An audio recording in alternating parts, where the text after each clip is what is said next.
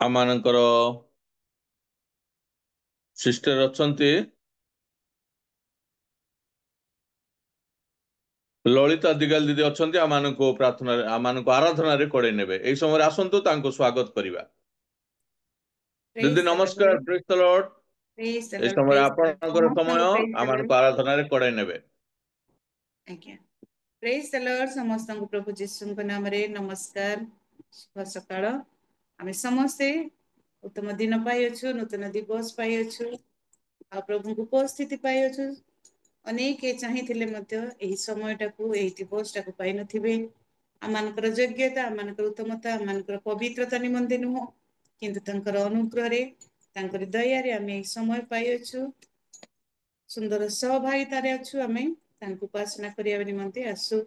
ତାଙ୍କର ସେଇ ମହାନ କାମକୁ ଆମେ ସ୍ମରଣ କରିବା, ତାଙ୍କର ମହାନ ଦୟାକୁ ସ୍ମରଣ କରିବା ଏବଂ ତାଙ୍କୁ ଧନ୍ୟବାଦ ଦେବା। ଆସୁ ଗୋଟେ ବାକ୍ୟ ମାଧ୍ୟମରେ ଆଗେଇ ଯିବା ପାଇଁ ଚାହୁଁଅଛି। ଯୌନ ଲିଖିତ ସୁସମାଚାର 14 ପର୍ବ ତାର 16, 17, 18 ପଦ। ଆଉ ପିତାଙ୍କୁ ଅନୁରୋଧ କରିବି, ପୁଣି ମୁଁ ତୁମ୍ଭମାନଙ୍କ ସଙ୍ଗରେ ଚିରକାଳ ରହିବା ନିମନ୍ତେ ସେ ତୁମ୍ଭମାନଙ୍କୁ ଆଉ ଜଣେ ସାହାଯ୍ୟକାରୀଙ୍କୁ ଅର୍ଥାତ୍ ସେହି ସତ୍ୟମୟ ଆତ୍ମାଙ୍କୁ ଦେବେ।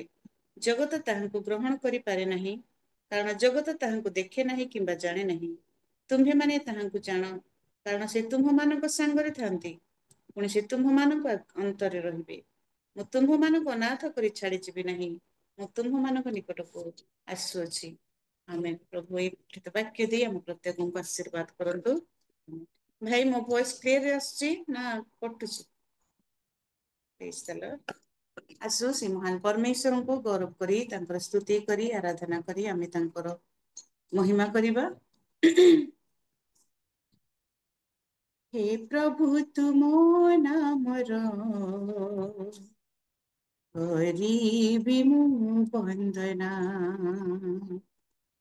ତୁମରି ସକଳ କର୍ମର କରିବି ମୁଁ ବର୍ଣ୍ଣନା। ହେ ପ୍ରଭୁ ତୁମ ନାମର କରିବି ମୁଁ ବନ୍ଦନା, ତୁମରି ସକଳ କର୍ମର କରିବି ମୁଁ ବର୍ଣ୍ଣନା। ତୁମେ ମୋର ଉଦ୍ଧାର କରତା, ତୁମେ ମୋର ପରିତ୍ରାଣ ଦାତା, ତୁମେ ମୋର ଉଦ୍ଧାର କରତା, ତୁମେ ମୋର ପରିତ୍ରାଣ ଦାତା। ମନ ପ୍ରାଣ ଦେଇ କରିବି ବନ୍ଦନା, ତୁମ ଆଶ୍ଚର୍ଯ୍ୟ କର୍ମ କରିବି ବର୍ଣ୍ଣନା। ହେ ପ୍ରଭୁ ତୁମ ନାମର କରିବି ମୁଁ ବନ୍ଦନା, ତୁମରି ସକଳ କର୍ମର କରିବି ମୁଁ ବର୍ଣ୍ଣନା। ଧର୍ମ ରୂପ ତୁମେ ଈଶ୍ୱର, ତ୍ରାଣକାରୀ ତୁମେ ମୋହର। ହେ ମୋହର ପରମେଶ୍ୱର, ପ୍ରଶଂସାର ପାତ୍ର ଈଶ୍ୱର। ଧର୍ମ ରୂପ ତୁମେ ଈଶ୍ୱର, ତ୍ରାଣକାରୀ ତୁମେ ମୋହର। ହେ ମୋହର ପରମେଶ୍ୱର, ପ୍ରଶଂସାର ପାତ୍ର ଈଶ୍ୱର। ଉଚ୍ଚ ଧ୍ୱନି ଭରି ନୂତନ ଗୀତରେ, ଉଚ୍ଚ ଧ୍ୱନି ଭରି ନୂତନ ଗୀତରେ କରିବି ସ୍ତୁତି ଗାନ, କରିବି ସ୍ତୁତି ଗାନ। ତୁମେ ମୋର ଉଦ୍ଧାର କରତା, ତୁମେ ମୋର ପରିତ୍ରାଣ ଦାତା, ତୁମେ ମୋର ଉଦ୍ଧାର କରତା ତୁମେ ମୋର ପରିତ୍ରାଣ ଦାତା।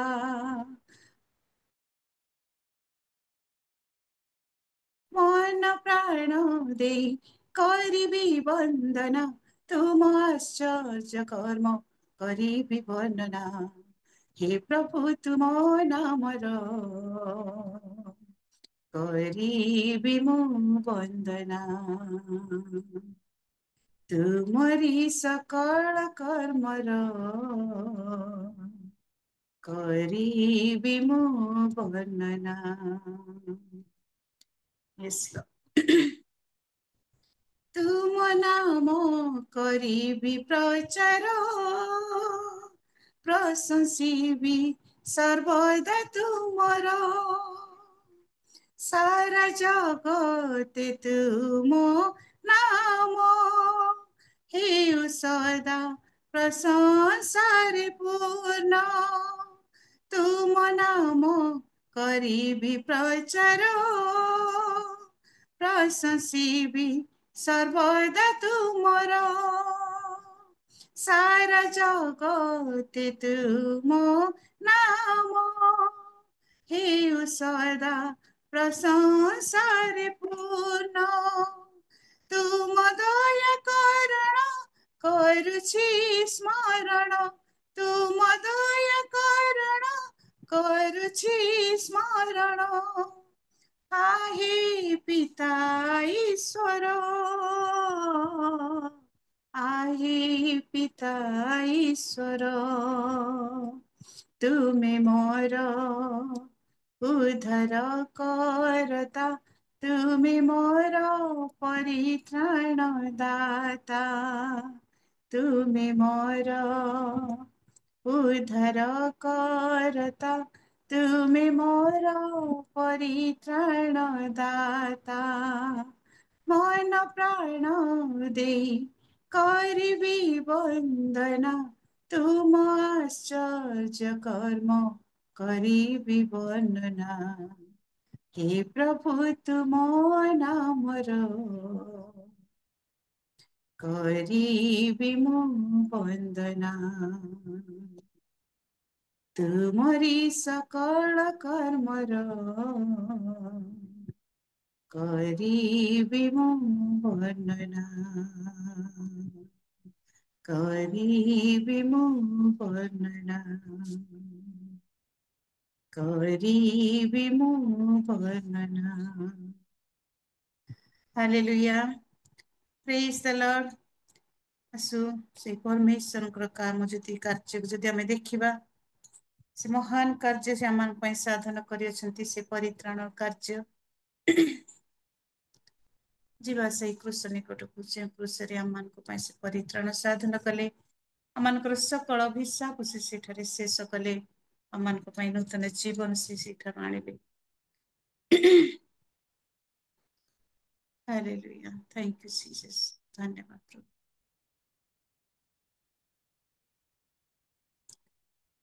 ଦୁଇ ପାଦ ହାତେ କଣ୍ଟା ଫୁଟିଅଛି, ଟୋପା ଟୋପା ହୋଇ ରୁଧିର ଝରୁଛି। ବରଛା ଘାତ ବକ୍ଷ ଭେଦିଛି, କୋମଳ ଅଙ୍ଗଟି ରକ୍ତେ ଭିଜିଛି। ଆହା କି ନିଷ୍ଠୁର ଏଇ ସେ ମଣିଷ, ଜାଣି ଶୁଣି ଦିଏ ଲାଞ୍ଛନା ଶେଷ। ଛକି କାଠ ପରି ଝୁଲେ ଯୋଉ ବାମେଶ,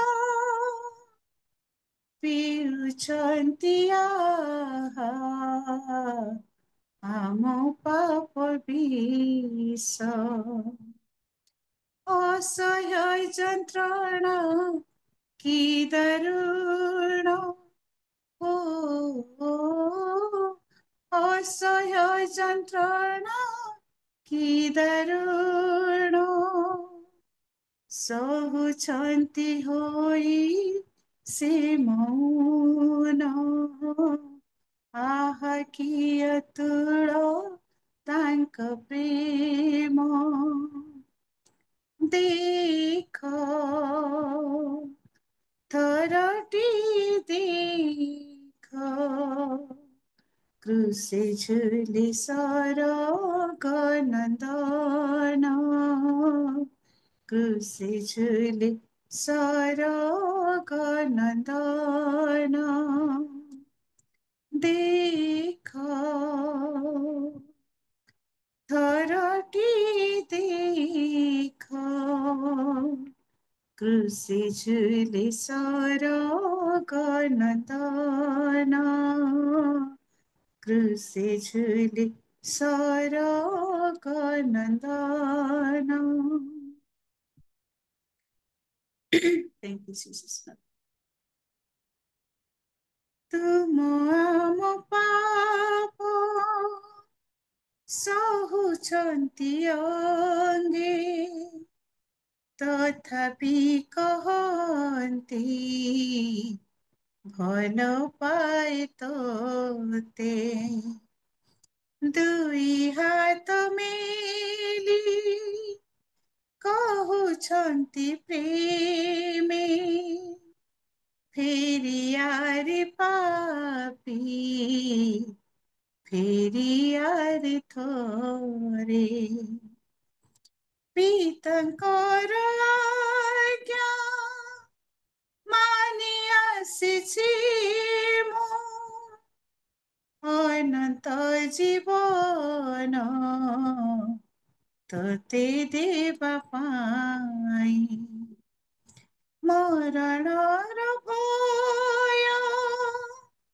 ଆଉ ଦୂର ନାହିଁ, ମୋ ମନରେ ଅଛି ଜୀବନ ତୋ ପାଇଁ, କିଏ ବା କରିବ ଏତେ ପ୍ରେମ, ଓ କିଏ ବା କରିବ ଏତେ ପ୍ରେମ, ଆହା କି ଅତୁଳ ତାଙ୍କ ପ୍ରେମ, ଆହା କି ଅତୁଳ ତାଙ୍କ ପ୍ରେମ, ଦେଖ ଥରଟି ଦେଖ, ক্রুশে ঝুলি সরগ নন্দন, ক্রুশে ঝুলি সরগ নন্দন। ଧନ୍ୟବାଦ ପ୍ରଭୁ, ମୋ ସେ ମହାନ ପ୍ରେମ ପାଇଁ ଧନ୍ୟବାଦ ଦଉଛୁ, ସେ ଅନନ୍ତ ପ୍ରେମ ପାଇଁ ଧନ୍ୟବାଦ ଦଉଛୁ, ତୁମର ସେଇ ମହାନ କାର୍ଯ୍ୟ ପାଇଁ ଆମେ ଧନ୍ୟବାଦ ଦଉଛୁ ରାଜା, କରୁଛୁ ପ୍ରଶଂସା କରୁଛୁ, ତୁମ ସେଇ ସତ୍ୟମ ଆତ୍ମାଙ୍କ ପାଇଁ ଆମେ ଧନ୍ୟବାଦ ଦଉଛୁ, ତୁମେ ଏମାନଙ୍କୁ ଅନାଥ କରି ଛାଡ଼ି ଯାଇନାହ ବୋଲି ଧନ୍ୟବାଦ ଦଉଛୁ, ତୁମର ସେ ଆତ୍ମାଙ୍କ ରୂପରେ ପ୍ରଭୁ ତୁମେ ଏମାନଙ୍କ ସହିତ ଅଛ ବୋଲି ଧନ୍ୟବାଦ ଦଉଛୁ, ମହିମା ଗୌରବ କେବଳ ତୁମରି।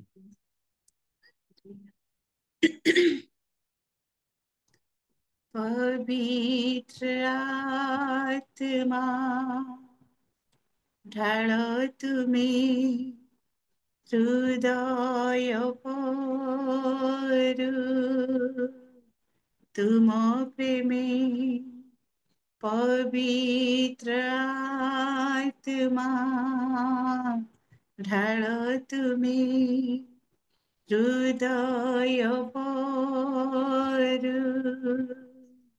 तुम प्रेमे सकति शान्ति उद्दीपना रहिथाउ सदा जीवने, पवित्र आत्मा आसो तुम्ही स्वागत करू,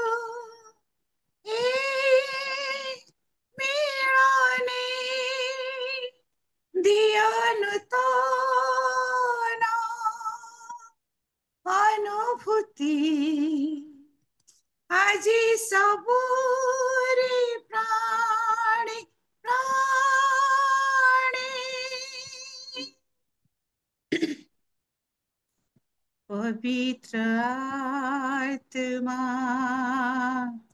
रुह तुम्हें ख्रीष्ट यीशु को उपादाने पवित्र आत्मा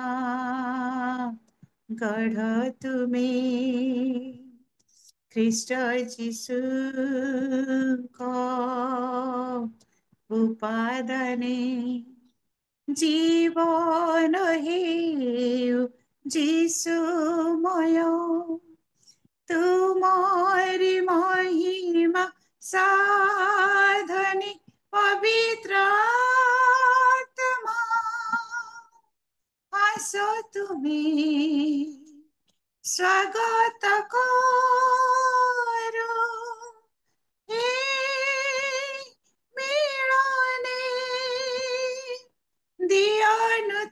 दियानुतान अनुभूति हरे सबूरे प्राणी प्राणी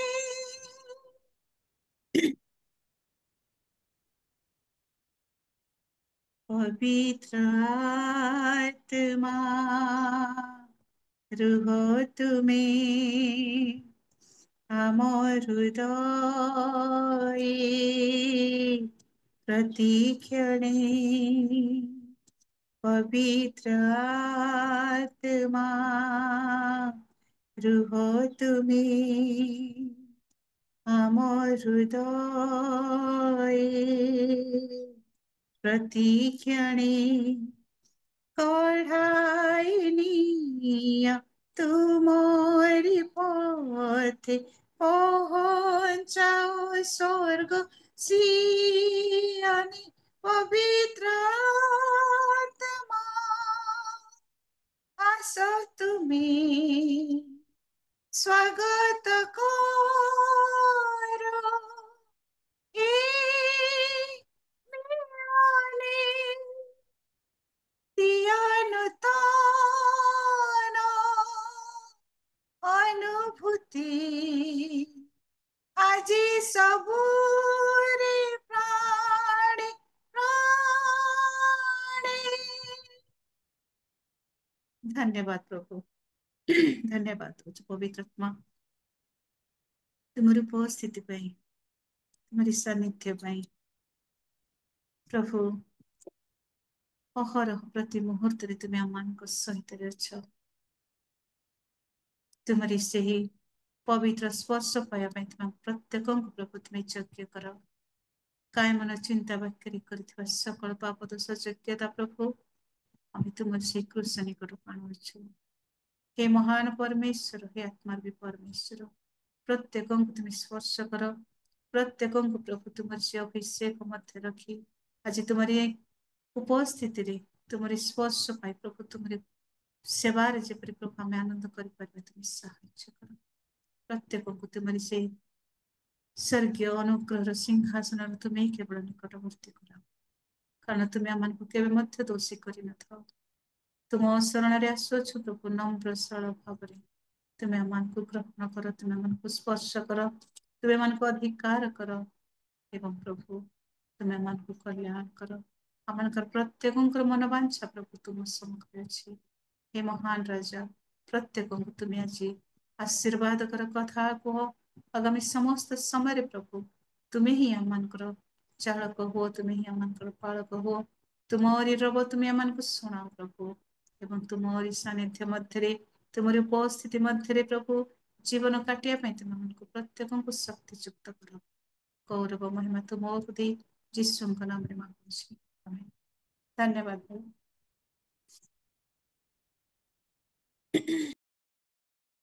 धन्यवाद थैंक यू बहुत सुंदर भाव आराधना करिगले बहुत अर्थपूर्ण गीत प्रभु को नाम धन्यवाद हो ए समय आसतु आम करतल द्वारा प्रभु को गौरव करवा थैंक यू दीदी धन्यवाद। ଆଉ ଏହିପରି ଆପଣଙ୍କୁ ଅନଲାଇନରେ ଅଫଲାଇନରେ ପ୍ରଭୁ ବ୍ୟବହାର କରନ୍ତୁ। ଆପଣଙ୍କର ପରିବାରକୁ ଆପଣଙ୍କୁ ତାଙ୍କରି ସେବା କାର୍ଯ୍ୟରେ ପ୍ରଭୁ ବ୍ୟବହାର କରନ୍ତୁ। ବହୁଳ ଭାବରେ ପ୍ରଭୁ ଆଶୀର୍ବାଦ କରନ୍ତୁ। ଏହି ସମୟରେ ଆସନ୍ତୁ ଆମମାନେ ସିଧାସଳଖ ଆମମାନେ ବାକ୍ୟ ନିକଟକୁ ଯିବା। ଆଉ ଏହି ସମୟରେ ଆମମାନେ ଯଦି କମ୍ଫର୍ଟରେ ଅଛୁ ଦୟାକରି ଭିଡିଓ ଅନ୍ କଲେ ପ୍ରଭୁଙ୍କର ଗୌରବ ନିମନ୍ତେ ଉତ୍ତମ ହବ। ଆଉ ଅନେକ ଲୋକ ଭିଡିଓ ଅଫରେ ଅଛନ୍ତି। ଆଉ ଏହି ସମୟରେ ଆସନ୍ତୁ ଆମମାନେ ଆଉ ପ୍ରଭୁଙ୍କର ଦାସଙ୍କୁ ସ୍ୱାଗତ କରିବା। ଆଉ ଆମମାନଙ୍କର ସୁପରିଚିତ ଆମମାନଙ୍କର ପାଳକ ନାଥନ ଲୋହରା ଆଜ୍ଞା ଅଛନ୍ତି। ଆଉ ତାଙ୍କେ ଗଜପତିରେ ହେଲେ ସୁଦ୍ଧା ବହୁତ ବର୍ଷ ହେଲା ତାଙ୍କେ ଭବାନୀପାଟଣା ରହି ପ୍ରଭୁଙ୍କର ସେବା କାର୍ଯ୍ୟ କରୁଅଛନ୍ତି। ଆଉ ପ୍ରଭୁଙ୍କ ନାମ ଧନ୍ୟବାଦ ହଉ। ଏହି ସମୟରେ ଆସନ୍ତୁ ତାଙ୍କୁ ଆମମାନେ ଆଉ କରତାଳି ଦ୍ୱାରା ସ୍ୱାଗତ କରିବା ପ୍ରଭୁଙ୍କର ଗୌରବ ନିମନ୍ତେ। ଆଜ୍ଞା ନମସ୍କାର, ପ୍ରେଜ୍ ଦ ଲର୍ଡ। ନମସ୍କାର, ପ୍ରେଜ୍ ଦ ଲର୍ଡ। ମୋ ସ୍ୱର ଶୁଭା ଯାଉଛି କି? ହଁ ସାର୍। ଓକେ।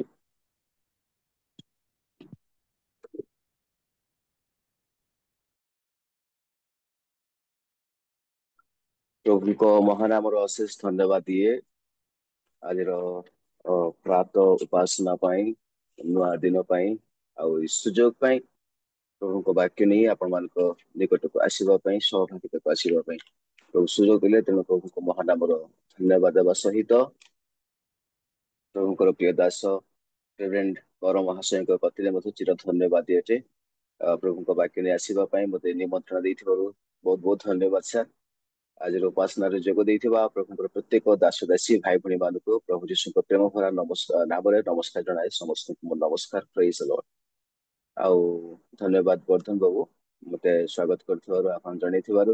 ପୁଣି ପ୍ରଭୁଙ୍କ ଯୋଉ ଦାସୀ ଆଜି ଆମମାନଙ୍କୁ ଆରାଧନା ଦେଇ କଢେଇ ନେଲେ, ତାଙ୍କ ନିକଟରେ ମଧ୍ୟ ଧନ୍ୟବାଦ ଜଣାଏ। ଆସନ୍ତୁ ଆମେ ପ୍ରଭୁଙ୍କ ବାକ୍ୟ ଅଳ୍ପ ସମୟ ଧ୍ୟାନ କରିବା। ଆଜି ଗୋଟେ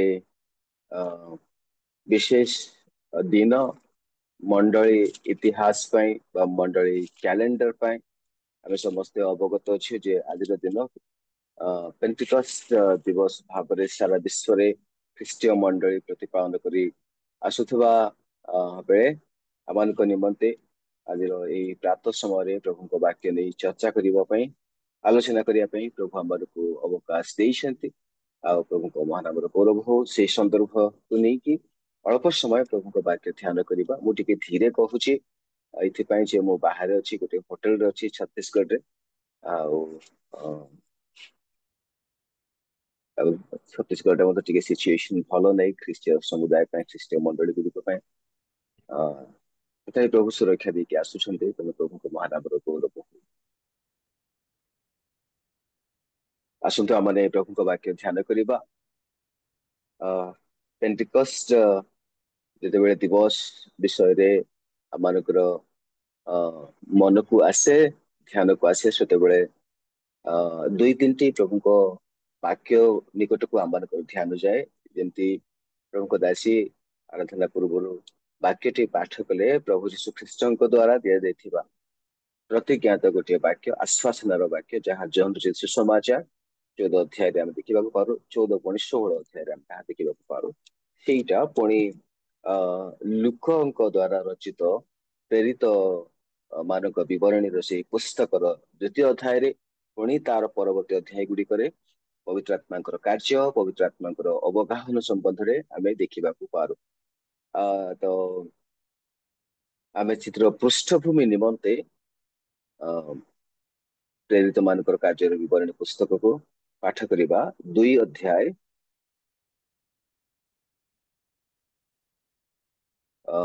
1 ପଦରୁ 13 ପଦ ପର୍ଯ୍ୟନ୍ତ ଆମେ ପାଠ କରି ଚାଲିବା। କିଏ ଜଣେ ପାଠ କରିବାରେ ସାହାଯ୍ୟ କରନ୍ତୁ। ପେଣ୍ଟିକଷ୍ଟ ଦିବସ ଉପସ୍ଥିତ ହୁଅନ୍ତେ ସମସ୍ତେ ଏକ ସ୍ଥାନରେ ସମବେତ ଥିଲେ। ଆଉ ପ୍ରବଳ ବେଗରେ ବହୁଥିବା ପ୍ରଚଣ୍ଡ ପବନର ଶବ୍ଦ ତୁଲ୍ୟ ଗୋଟିଏ ଶବ୍ଦ ଅକସ୍ମାତ୍ ଆକାଶରୁ ଆସି ଯେଉଁ ଗୃହରେ ସେମାନେ ବସିଥିଲେ ସେଇ ଗୃହରେ ସର୍ବତ୍ର ବ୍ୟାପିଗଲା। ଆଉ ଅଗ୍ନି ସଦୃଶ୍ୟ ଜିହ୍ବା ଗୁଡ଼ିକ ସେମାନଙ୍କର ଦୃଷ୍ଟିଗୋଚର ହୋଇ ଗୋଟି ଗୋଟି କରି ସେମାନଙ୍କର ପ୍ରତ୍ୟେକ ଜଣଙ୍କ ଉପରେ ଅଧିଷ୍ଠିତ ହେଲା। ସେଥିରେ ସମସ୍ତେ ପବିତ୍ର ଆତ୍ମାରେ ପରିପୂର୍ଣ୍ଣ ହେଲେ ପୁଣି ଆତ୍ମା ସେମାନଙ୍କୁ ଯେପରି କହିବାକୁ ଶକ୍ତି ଦେଲେ ତଦ୍ ଅନୁସାରେ ସେମାନେ ଅନ୍ୟାନ୍ୟ ଭାଷାରେ କଥା କହିବାକୁ ଲାଗିଲେ। ଏହି ସମୟରେ ଆକାଶର ନିମ୍ନସ୍ଥିତ ପ୍ରତ୍ୟେକ ଜାତିରୁ ଆଗତ ହୋଇ ଜେରୁସାଲେମରେ ବାସ କରୁଥିବା ଭକ୍ତ ଯିହୁଦୀମାନେ ସେ ପାଖରେ ଥିଲେ। ଆଉ ସେଇ ଶବ୍ଦ ହୁଅନ୍ତେ ବହୁ ଜନତା ଏକତ୍ର ହୋଇ ପ୍ରତ୍ୟେକ ଜଣ ଆପଣା ଆପଣା ଭାଷାରେ ସେମାନଙ୍କୁ କଥା କହିବା ଶୁଣିବାରୁ ହତବୁଦ୍ଧି ହେଲେ। ପୁଣି ସେମାନେ ଆଚମ୍ବିତ ଓ ଚମତ୍କୃତ ହୋଇ କହିବାକୁ ଲାଗିଲେ, ଦେଖ, ଏହି ଯେଉଁ ଲୋକମାନେ କଥା କହୁଅଛନ୍ତି ସେମାନେ ସମସ୍ତେ କଣ ଗାଲିଲୀୟ ନୁହନ୍ତି? ତେବେ ଆମେମାନେ କିପରି ପ୍ରତ୍ୟେକ ଜଣ ଆପଣା ଆପଣା ଜନ୍ମଭୂମିର ଭାଷାରେ କଥା ଶୁଣୁଅଛୁ? ପାର୍ଥୀୟ, ମାଦୀୟ ଓ ଏଲାମୀୟ, ପୁଣି ମେସୋପୋଟାମିଆ, ଜିହୁଦା ଦେଶ ଓ କାପଦକିଆ, ପନ୍ଥ ଓ ଆସିଆ, ଫୁଗ୍ରିଆ, ପ୍ରଫୁଲିଆ, ମିଶର ଓ କୁରେଣିଆ ନିକଟବର୍ତ୍ତୀ ଲିବିଆ ଅଞ୍ଚଳ ନିବାସୀ ଏବଂ ରୋମରୁ ଆଗତ ଜିହୁଦୀ ଓ ଜିହୁଦୀ ଧର୍ମାବଲମ୍ବୀ ପ୍ରବାସୀ, ପୁଣି କ୍ରିତୀୟ ଓ ଆରବୀୟ ଲୋକ, ଯେ ଆମେମାନେ ଆପଣା ଆପଣା ଭାଷାରେ ଏମାନଙ୍କୁ ଈଶ୍ୱରଙ୍କର ମହତ୍ ମହତ୍ କର୍ମର କଥା କହିବା ଶୁଣୁଅଛୁ। ଆଉ ସମସ୍ତେ ଆଚମ୍ବିତ ଓ ହତବୁଦ୍ଧି ହୋଇ ପରସ୍ପର କହିବାକୁ ଲାଗିଲେ, ଏହାର ଅର୍ଥ କଣ? କିନ୍ତୁ ଅନ୍ୟମାନେ ବିଦ୍ରୂପ କରି କହିଲେ, ଏମାନେ ମିଷ୍ଟ ଦ୍ରାକ୍ଷା ରସରେ ମତ ହୋଇଅଛନ୍ତି। ପ୍ରଭୁ ଆଶୀର୍ବାଦ କରନ୍ତୁ। ଆମେନ୍। Amen. Thank you. Praise the Lord. ଏହା ପ୍ରଭୁଙ୍କ ବାକ୍ୟ। ପ୍ରଭୁ ଆପଣ ପଠିତ ବାକ୍ୟରେ ପୁଣି ଶ୍ରବଣରେ ଆମମାନଙ୍କୁ ଆଶୀର୍ବାଦ କରନ୍ତୁ। ଆମେନ୍। ପ୍ରଭୁ ଯୀଶୁ ଯେତେବେଳେ ପୁନରୁତ୍ଥାନ କଲେ ପୁଣି ଆପଣା ଶିଷ୍ୟମାନଙ୍କୁ ଅନେକ ଦର୍ଶନ ଦେଲେ ଏବଂ ସେ ପବିତ୍ର ଆତ୍ମାଙ୍କ ଅବଗାହନ ବିଷୟରେ ପ୍ରତିଜ୍ଞା ଦେଲେ ଏବଂ ଶିଷ୍ୟମାନେ ପ୍ରଭୁ ଯୀଶୁ ଖ୍ରୀଷ୍ଟଙ୍କର ସ୍ୱର୍ଗାରୋହଣ ପରେ ଯୋଉ ଉପର କୋଠରୀରେ ସମବେତ ହୋଇ ଏକତ୍ରିତ ହୋଇ ପବିତ୍ର ଆତ୍ମାଙ୍କର ଆଗମନ ନିମନ୍ତେ ଅପେକ୍ଷା କଲେ, ଆଉ ଯାହାର ଫଳ ସ୍ୱରୂପେ ପବିତ୍ର ଆତ୍ମା ପ୍ରତିଜ୍ଞାତ ପବିତ୍ର ଆତ୍ମା ଅବତରଣ କଲେ। ଗୃହରେ ଥିବା ସେ ଅପେକ୍ଷାରତ ସମସ୍ତ ପ୍ରଭୁଙ୍କର ଶିଷ୍ୟ ମାନଙ୍କ ଉପରେ ପବିତ୍ର ଆତ୍ମା ଅଧିଷ୍ଠାନ କଲେ। ଆଉ ପବିତ୍ର ଆତ୍ମା କିପରି ଓହ୍ଲେଇକି ଆସିଲେ, କେମିତି ଅଧିଷ୍ଠାନ କଲେ, ସେ ସମସ୍ତ ଆମେ ପ୍ରାଞ୍ଜଳ ଭାବରେ ଏଠି ପାଠ କରୁଥିବା ସମୟରେ ଦେଖିଲୁ ଆଉ ଶୁଣିଲୁ। ଆମେ ସମସ୍ତେ ବିଷୟରେ ଅବଗତ ଅଛୁ। ପ୍ରେରିତ ପୁସ୍ତକକୁ ଗୋଟେ ପବିତ୍ର ଆତ୍ମାଙ୍କର ପୁସ୍ତକ ବୋଲି ମଧ୍ୟ କୁହାଯାଏ। ପବିତ୍ର ଆତ୍ମାଙ୍କ କାର୍ଯ୍ୟର ବିବରଣୀ ବୋଲି ମଧ୍ୟ କୁହାଯାଏ ଏବଂ ପ୍ରେରିତ ମାନଙ୍କର କାର୍ଯ୍ୟର ବିବରଣୀ ବୋଲି ମଧ୍ୟ କୁହାଯାଏ। ଆଉ 2 ଅଧ୍ୟାୟରେ ଯାହା ପବିତ୍ର ଆତ୍ମାଙ୍କର ଅବଗାହନ ବିଷୟରେ ଆମେ ଦେଖୁ, ତତ୍ପରେ ପବିତ୍ର ଆତ୍ମା ସୁସମାଚାର ବ୍ୟାପ୍ତ କରିବା ପାଇଁ, ପ୍ରସାର କରିବା ପାଇଁ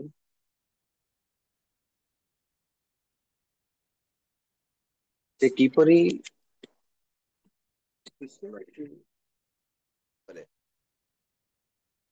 ଶିଷ୍ୟମାନଙ୍କୁ ସେ କିପରି ବିନିଯୋଗ କଲେ ଏବଂ ପୃଥିବୀର ପ୍ରାନ୍ତ ପର୍ଯ୍ୟନ୍ତ ପ୍ରଭୁଙ୍କ ବାକ୍ୟକୁ ପହଞ୍ଚେଇବା ନିମନ୍ତେ ସେ ଲୋକମାନଙ୍କୁ କିପରି ବିନିଯୋଗ କଲେ, ସେ ବିଷୟରେ ଆମେ ପ୍ରେରିତ ପୁସ୍ତକରେ ଦେଖିବାକୁ ପାଉ। ତ ମୁଁ ପ୍ରଥମ ଆଲୋଚନାରେ ଆପଣଙ୍କ ନିକଟରେ ମୁଁ ରଖିବା ପାଇଁ ଚାହେଁ ଯେ ପବିତ୍ର ଆତ୍ମା କାର୍ଯ୍ୟରେ କିପରି, ସୁସମାଚାର କାର୍ଯ୍ୟରେ ବା କାର୍ଯ୍ୟରେ କିପରି ସକ୍ରିୟ ହେଇଛନ୍ତି ଆଉ ପ୍ରେରିତ ପୁସ୍ତକରେ ତାହା ଆମେ ଦେଖିବାକୁ ପାଉଛୁ। ପ୍ରଥମ କେତେକ ଭାଗରେ ବା ଅଂଶରେ ପବିତ୍ର ଆତ୍ମା, ଇଂରାଜୀରେ ଯାହାକୁ କୁହାଯାଏ the Holy Spirit in action বা Pentecost in action ବୋଲିକି ଆମେ କହିପାରିବା। ପବିତ୍ର ଆତ୍ମା ସକ୍ରିୟ ଭାବରେ ଶିଷ୍ୟମାନଙ୍କ ଜୀବନରେ ଏବଂ ଶ୍ରୋତାମାନଙ୍କ ଜୀବନରେ, ବିଶ୍ୱାସୀମାନଙ୍କ ଜୀବନରେ କାର୍ଯ୍ୟ କରିବାକୁ ଆରମ୍ଭ କଲେ। ଆମେ ପ୍ରଥମ ଘଟଣା ଦେଖୁ, ଯେତେବେଳେ ପବିତ୍ର ଆତ୍ମା ସେ ଅପେକ୍ଷାରତ ପ୍ରାୟ 120 ଜଣ ଶିଷ୍ୟମାନଙ୍କ ଉପରେ ଉପର କୋଠରେ ଯେତେବେଳେ ଅବତରଣ କଲେ, ଆମେ ପବିତ୍ର ଆତ୍ମାଙ୍କର ପ୍ରତିଜ୍ଞାତ କାର୍ଯ୍ୟର ପରିପୂରଣ ହଉଥିବା ତାହା ଆମେ ଦେଖିବାକୁ ପାରୁଛୁ, ଯାହା ଆମେ ବର୍ତ୍ତମାନ ପାଠ କଲୁ ପ୍ରେରିତ ପୁସ୍ତକ 2 ଅଧ୍ୟାୟର 1 ପଦରୁ ଆରମ୍ଭ କରିକି ଆମେ 13 ପଦ ପର୍ଯ୍ୟନ୍ତ ଦେଖିବାକୁ ପାରୁଛୁ।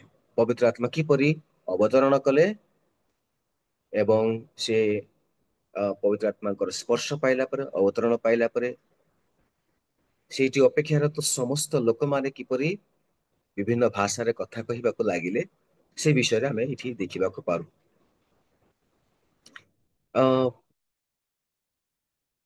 ପେଣ୍ଟିକଷ୍ଟ ଦିବସକୁ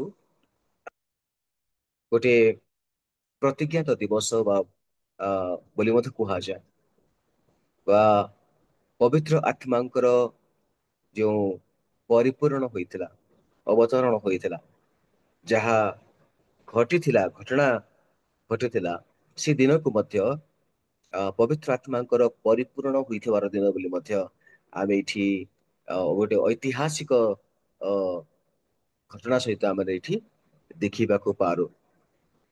ଦ୍ୱିତୀୟ ବିଷୟ ଆମେ ଏଠି ଚିନ୍ତା କରିବା, ପ୍ରେରିତ ପୁସ୍ତକ 2 ଅଧ୍ୟାୟର 14 ପଦରୁ 41 ପଦ ପର୍ଯ୍ୟନ୍ତ ପେଣ୍ଟିକଷ୍ଟକୁ ଘୋଷଣା କରାଗଲା। ପେଣ୍ଟିକଷ୍ଟ ପ୍ରତିଜ୍ଞାତ ପବିତ୍ର ଆତ୍ମାଙ୍କର ଅବତରଣର ଗୋଟେ ଦିନ, ଏବଂ ଦ୍ୱିତୀୟରେ ଆମେ ଦେଖୁ ଯେ ଘୋଷଣା କରାଯିବାର ବା ପ୍ରଚାର କରିବାର ଗୋଟେ ଦିନ। ପ୍ରଥମ ଥର କରିକି ଯେଉଁ ଭୀରୁ ଶିଷ୍ୟମାନେ ଭୟଭୀତ ହେଇକି ଲୁଚିକି ରହିଥିଲେ ଯିହୁଦୀ ମାନଙ୍କର ଭୟ ସକାଶେ, ଆଉ ବର୍ତ୍ତମାନ ପିତର ସେ ଅନ୍ୟ ଶିଷ୍ୟମାନଙ୍କ ସହିତ ଠିଆ ହୋଇ ସେ ଉଚ୍ଚ ସ୍ୱରରେ ସେମାନଙ୍କ ନିକଟରେ ସେ ବାକ୍ୟ ରଖିଲେ, ବକ୍ତୃତା ରଖିଲେ, ଆଉ ଯିହୁଦୀ ମାନଙ୍କର ସେଇ ସଭା ପରିଷଦ, ଯିହୁଦୀ ମାନଙ୍କର ନେତା ମାନଙ୍କ ସମ୍ମୁଖରେ, ଶ୍ରୋତା ମଣ୍ଡଳୀ ସମ୍ମୁଖରେ 3000ରୁ ଅଧିକ ଲୋକମାନେ ଯେଉଁମାନେ ସମବେତ ହେଇଥିଲେ ସେମାନଙ୍କ ସମ୍ମୁଖରେ ସେ ପ୍ରଚାର କଲେ। ତ ପେଣ୍ଟିକଷ୍ଟ ଦିବସ ପବିତ୍ର ଆତ୍ମାଙ୍କ ଅବତରଣର ହିଁ ଦିନ ନୁହେଁ, ପ୍ରତିଜ୍ଞାତ ପବିତ୍ର ଆତ୍ମାଙ୍କର ପରିପୂରଣ ହିଁ ଦିନ ନୁହେଁ, ବରଂ ଏହା ମଧ୍ୟ ବାକ୍ୟ ପ୍ରଚାରର ଆରମ୍ଭର ଗୋଟିଏ ଦିନ ଅଟେ। ଖ୍ରୀଷ୍ଟ ପ୍ରିୟ ମାନେ, ଆମେ ଯେତେବେଳେ ପବିତ୍ର ଆତ୍ମାରେ ପରିପୂର୍ଣ୍ଣ ହଉ, ପବିତ୍ର ଆତ୍ମାର ଅବଗାହନ ଆମେ ପାଉ, ପବିତ୍ର ଆତ୍ମା ଆମେ ଲାଭ କରୁ, ଆଉ ପବିତ୍ର ଆତ୍ମା ଆମ ଉପରେ ଅଧିଷ୍ଠିତ ହୁଅନ୍ତି, ସେତେବେଳେ ସେ ଆମମାନଙ୍କୁ ଶକ୍ତି ମଧ୍ୟ ପ୍ରଦାନ କରନ୍ତି ପ୍ରଚାର କରିବା ପାଇଁ। ଆମମାନଙ୍କ ଜୀବନରୁ ଭୀରୁତାକୁ ଏବଂ ଭୟକୁ, ଡରକୁ ସେ ଦୂର କରିଦିଅନ୍ତି। ଯେଉଁ ପିତର ଭୟଭୀତ ହେଇ ସେ ଶିଷ୍ୟ ଗୋଟେ ଦାସୀଙ୍କ ସମ୍ମୁଖରେ ଯୀଶୁଙ୍କୁ ଅସ୍ୱୀକାର କରିଥିଲେ, ମୁଁ ତାଙ୍କୁ ଜାଣେ ନାହିଁ ବୋଲିକି 3 ଦିନ ଆଗରୁ ଅର୍ଥାତ୍ ପ୍ରଭୁ ଯୀଶୁ ଖ୍ରୀଷ୍ଟଙ୍କର ମୃତ୍ୟୁ ସମୟରେ, ତାଙ୍କୁ ନିଆଯାଉଥିବା ସମୟରେ ସେ ଅସ୍ୱୀକାର କରିଥିଲେ। ବର୍ତ୍ତମାନ ସେହି ପିତର ସେ ସମ୍ମୁଖକୁ ଆସି 3000 ଲୋକଙ୍କ ସମ୍ମୁଖରେ ସେ ବାକ୍ୟ ପ୍ରଚାର କରୁଛନ୍ତି। ତେବେ ପବିତ୍ର ଆତ୍ମା ଏପରି କ୍ରିୟାଶୀଳ ଅଟନ୍ତି ଯେ ସେ ସୁପ୍ତ ଲୋକମାନଙ୍କୁ ସକ୍ରିୟ କରିଦିଅନ୍ତି। ସେ ଭୀରୁତାରେ ଭୟଭୀତ ହେଇଥିବା ଲୋକମାନଙ୍କୁ ସେ ଶକ୍ତି ପ୍ରଦାନ କରନ୍ତି, ପ୍ରଚାର କରିବାର ଶକ୍ତି ଏବଂ ଠିଆ ହେବାର ଶକ୍ତି ସେ ଦିଅନ୍ତି। ପ୍ରେଜ୍ ଦ ଲର୍ଡ। ହୁଏତ ଆମର ଜୀବନରେ ଯଦି ଆମେ ଦେଖିବା ଯେ ଅନେକ ଥର ହୁଏତ ଆମେ ଭୟଭୀତ ହେଇଯାଇଛୁ, ଆମେ ସିଚୁଏସନ ପାଇଁ, ପରିସ୍ଥିତି ପାଇଁ, ତାଡ଼ନା ପାଇଁ ବା ବିଭିନ୍ନ ପ୍ରକାର ପ୍ରତିକୂଳ ପରିବେଶ ପାଇଁ, କିନ୍ତୁ ଆମେ ମନେ ରଖୁ ପବିତ୍ର ଆତ୍ମା ସେ ଭୀରୁତାର ଆତ୍ମା ନୁହନ୍ତି।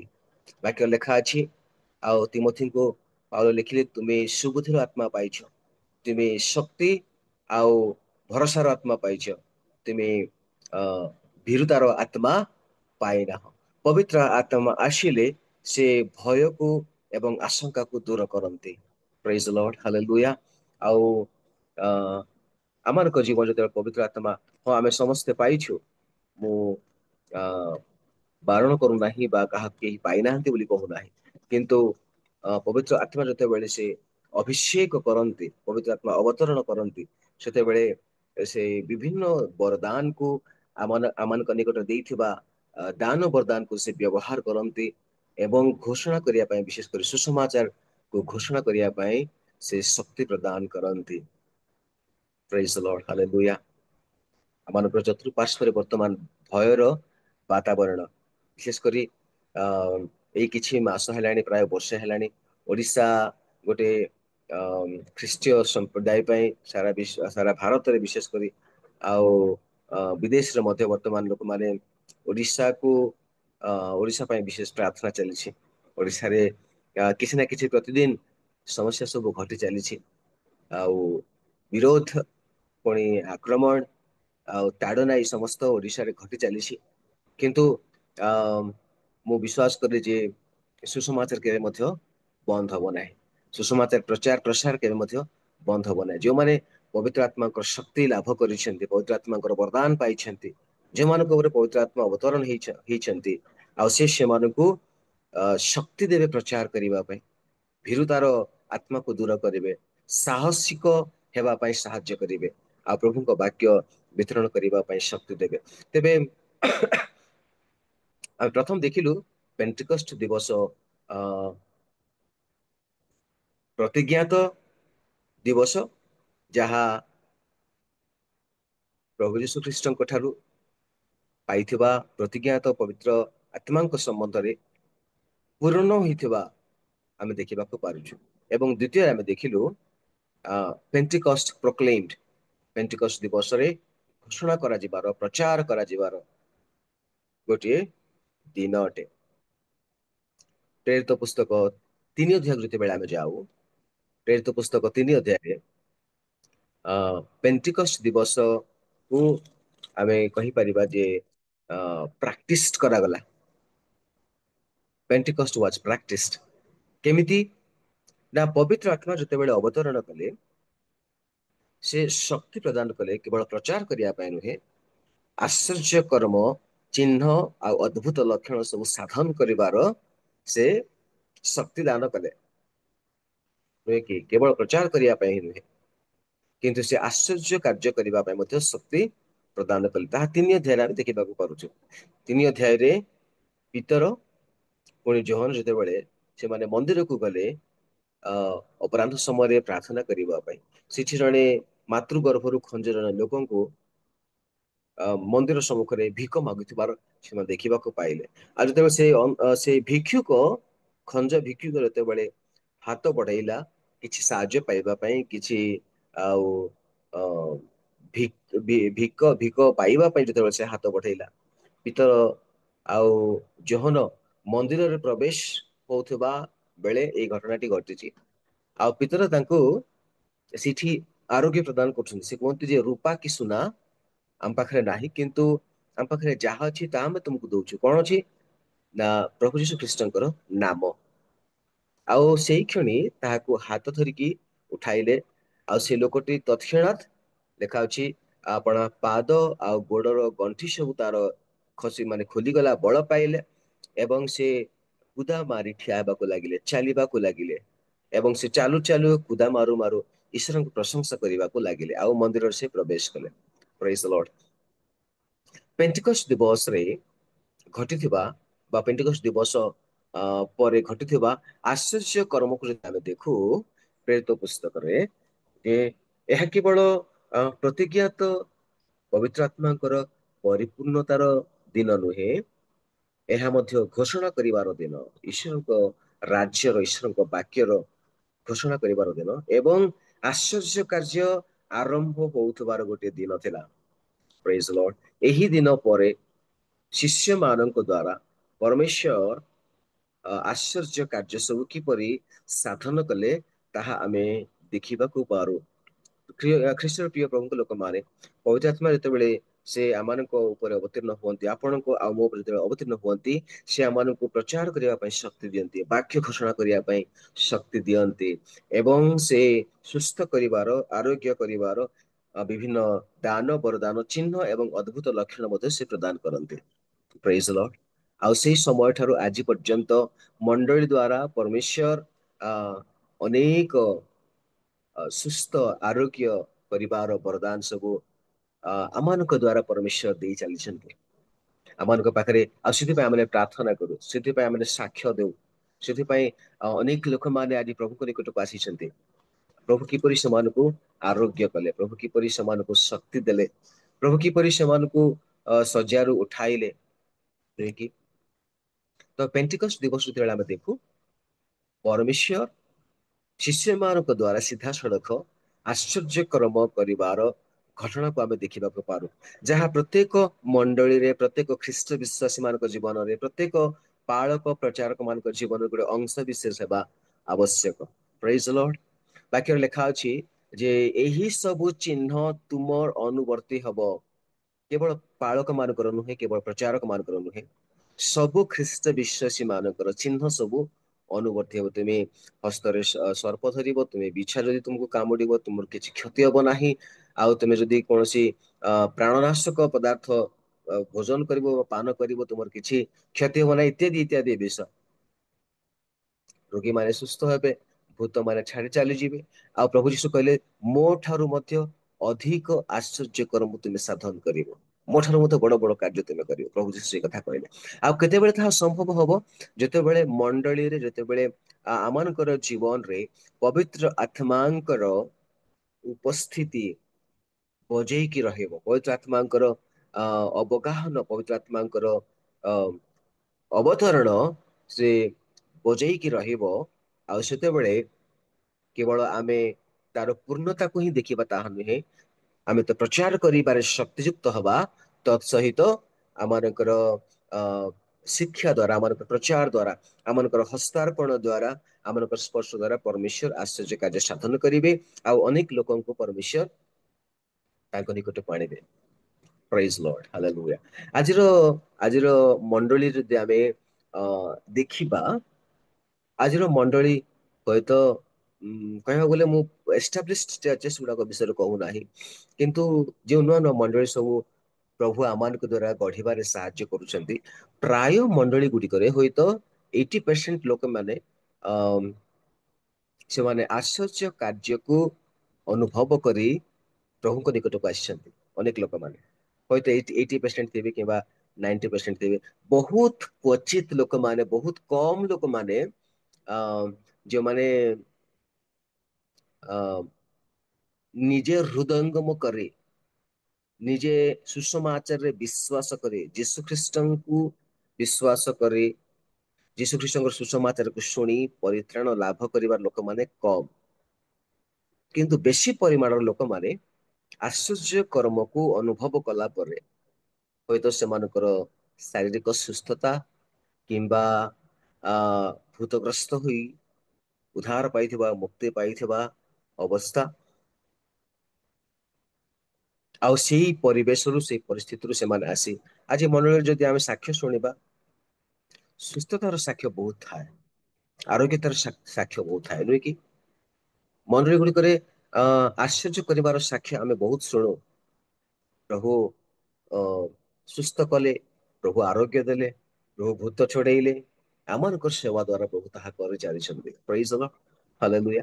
ତେବେ ପେଣ୍ଟିକଷ୍ଟ ଦିବସ ମଧ୍ୟ ଗୋଟେ ପ୍ରାକ୍ଟିସ କରିବାର ଗୋଟେ ଦିବସ ଅଟେ। ଆମ ଜୀବନରେ ଆମେ ଆମ ପ୍ରତ୍ୟେକଙ୍କ ନିମନ୍ତେ ପରମେଶ୍ୱର ବରଦାନ ଦେଇଛନ୍ତି, ଦାନ ବରଦାନ ସବୁ ପରମେଶ୍ୱର ଦେଇଛନ୍ତି। କଣ କରିବା ପାଇଁ? ସାଇତିକି ରଖିବା ପାଇଁ ନୁହେଁ, ତାକୁ ଲୁଚେଇକି, ତାକୁ ଢାଙ୍କିକି ରଖିବା ପାଇଁ ନୁହେଁ, ବରଂ ତାକୁ ଘୋଷଣା କରିବା ପାଇଁ ଏବଂ ତାହାକୁ କାର୍ଯ୍ୟରେ ବ୍ୟବହାର କରିବା ପାଇଁ। ଯଦି ଆମେ ପ୍ରଚାର କରିବା ନାହିଁ, ଆମେ ଘୋଷଣା କରିବା ନାହିଁ, ତେବେ ହୁଏତ ପରମେଶ୍ୱର କାହାକୁ ବ୍ୟବହାର କରିବେ ନାହିଁ। ସେ ଦୂତମାନଙ୍କୁ ଏଇ ଘୋଷଣା କାର୍ଯ୍ୟ କରିବାରେ ବ୍ୟବହାର କରୁନାହାନ୍ତି। କିନ୍ତୁ ଆପଣଙ୍କୁ ଆଉ ମତେ ପରମେଶ୍ୱର ମନୋନୀତ କଲେ ଯଦ୍ୱାରା ଆମେ ତାହାଙ୍କର ବାକ୍ୟକୁ ଆମେ ଘୋଷଣା କରିବା। ଆରୋଗ୍ୟ କରିବାର ଦାନ, ସୁସ୍ଥ କରିବାର ଶକ୍ତି, ଆଶ୍ଚର୍ଯ୍ୟ କର୍ମ କରିବାର ବରଦାନ ପ୍ରଭୁ ଆପଣଙ୍କୁ ଆଉ ମତେ ଦେଇଛନ୍ତି। ଆମମାନଙ୍କ ଦ୍ୱାରା ଆମେ ଅଭ୍ୟାସ କରିବା ଦ୍ୱାରା, ଆମେ ପ୍ରାକ୍ଟିସ କରିବା ଦ୍ୱାରା, ଆମେ ଘୋଷଣା ପ୍ରଚାର କରିବା ଦ୍ୱାରା ପରମେଶ୍ୱର ଆପଣଙ୍କୁ ଆଉ ମତେ ବ୍ୟବହାର କରିବା ଦ୍ୱାରା ସେ ମଣ୍ଡଳୀକୁ ବିକାଶ କରୁଛନ୍ତି, ମଣ୍ଡଳୀର ବୃଦ୍ଧି ସାଧନ କରୁଛନ୍ତି। ଏବଂ କେବଳ ସେତିକି ନୁହେଁ, ପେଣ୍ଟିକଷ୍ଟ ଦିବସର ଆରମ୍ଭରେ ମଧ୍ୟ ଆମେ ଦେଖିବାକୁ ପାରୁଛୁ ମଣ୍ଡଳୀ ତାଡ଼ନାର ସମ୍ମୁଖୀନ ହୋଇଥିବାର ଆମେ ଦେଖିବାକୁ ପାରୁଛୁ। ପେଣ୍ଟିକଷ୍ଟ ପେରସିକ୍ୟୁଟେଡ ବୋଲିକି ଆମେ ହୁଏତ କହିପାରିବା। ପେଣ୍ଟିକଷ୍ଟ ପ୍ରଥମରେ ଆମେ ଦେଖିଲୁ ପ୍ରମିସ୍ଡ, ପେଣ୍ଟିକଷ୍ଟ ପ୍ରୋକ୍ଲେମ୍ଡ, ପେଣ୍ଟିକଷ୍ଟ ପ୍ରାକ୍ଟିସ୍ଡ, ଆଉ ଚତୁର୍ଥରେ ଆମେ ଦେଖିବା ପେଣ୍ଟିକଷ୍ଟ ପେରସିକ୍ୟୁଟେଡ। ତାଡ଼ନା ଆଉ ଯୋଉଠି ଆମେ ପ୍ରଚାର କରୁ, ଯୋଉଠି କିଛି ଘଟଣା ଘଟେ, ସେଇଠି ତାଡ଼ନା ଆରମ୍ଭ ହୁଏ। ଯଦି ଶିଷ୍ୟମାନେ ସୁପ୍ତ ଅବସ୍ଥାରେ ଥାନ୍ତେ, ଲୁକାୟିତ ଅବସ୍ଥାରେ ଥାନ୍ତେ, ସେମାନେ ବାହାରକୁ ଆସିନଥାନ୍ତେ, ପ୍ରଚାର କରିନଥାନ୍ତେ, ସୁସ୍ଥ ଆଉ ଆରୋଗ୍ୟ ହେଇନଥାନ୍ତା, ତେବେ ସେମାନଙ୍କ ଜୀବନରେ ତାଡ଼ନା ଆସିନଥାନ୍ତା। ଆଜି ଯେଉଁ ସ୍ଥାନରେ ତାଡ଼ନା ଘଟୁଛି, ଆପଣ ମନେ ରଖନ୍ତୁ ସେଠି କିଛି ନା କିଛି ଘଟଣା ମଧ୍ୟ ଘଟୁଛି। ବିଶେଷ କରି ମତେ ଭୁଲ ବୁଝିବେ ନାହିଁ ଯେ ସିଏନ୍ଆଇ କିମ୍ବା ସିଏସ୍ଆଇ କିମ୍ବା ମେନଲ୍ୟାଣ୍ଡ ଚର୍ଚ୍ଚ ମାନଙ୍କରେ ତାଡ଼ନା କାହିଁକି ହଉନି। ମୁଁ ଉତ୍ତର ଭାରତକୁ ପ୍ରାୟ ପ୍ରଦର୍ଶନରେ ଯାଏ। ଯେଉଁ ମଣ୍ଡଳୀ ଗୁଡ଼ିକ ପ୍ରତିଷ୍ଠିତ ମଣ୍ଡଳୀ, ଯେଉଁ ମଣ୍ଡଳୀ ର ପ୍ରତିଷ୍ଠା ହୁଏତ 100 ବର୍ଷ, 150 ବର୍ଷ, 200 ବର୍ଷ, ଯାହାକୁ ଆମେ ମେନଲାଇନ୍ ଚର୍ଚ୍ଚ ବୋଲିକି କହୁ, ସେଇ ମଣ୍ଡଳୀ ଗୁଡ଼ିକ ଯେମିତି ଅଛି ସେମିତି ହିଁ ଅଛି। ସେଠି କିଛି ନା ତାଡ଼ନା ଅଛି ନା ବିରୋଧ ଅଛି। ଲୋକମାନେ ଆରାମସେ ଯାଉଛନ୍ତି, ପ୍ରାର୍ଥନା ସେବା ଉପାସନା କରୁଛନ୍ତି। ଇଭେନ ୟୁପିରେ କିମ୍ବା ଏମପିରେ ବି ଦେଖନ୍ତୁ। କିନ୍ତୁ କୋଉ ମଣ୍ଡଳୀ ଗୁଡ଼ିକରେ ଆଜି ତାଡ଼ନା ହଉଛି, କୋଉ ମଣ୍ଡଳୀ ଗୁଡ଼ିକରେ ଆଜି ବିରୋଧ ହଉଛି? ଯେଉଁ ମଣ୍ଡଳୀ ବଢୁଛି, ଯେଉଁ ମଣ୍ଡଳୀରେ କିଛି ନା କିଛି ଗୋଟେ ଘଟଣା ଘଟୁଛି, ନୂଆ ଲୋକମାନେ ଆସୁଛନ୍ତି, ସେଠି ପ୍ରଚାର ହଉଛି, ସେଠି ସୁସ୍ଥ ହଉଛି, ସେଠି ଆରୋଗ୍ୟ ଚାଲିଛି, ଦାନ ପ୍ରଦାନରେ ଲୋକମାନେ ପରିପୂର୍ଣ୍ଣ ହେଇଛନ୍ତି, ଆଉ ଶକ୍ତିର କାର୍ଯ୍ୟ ସବୁ ସେଠି ଘଟୁଛି। ଆଉ ସେଇଠି ବିଶେଷ କରି ତାଡ଼ନା ମଧ୍ୟ ହଉଛି।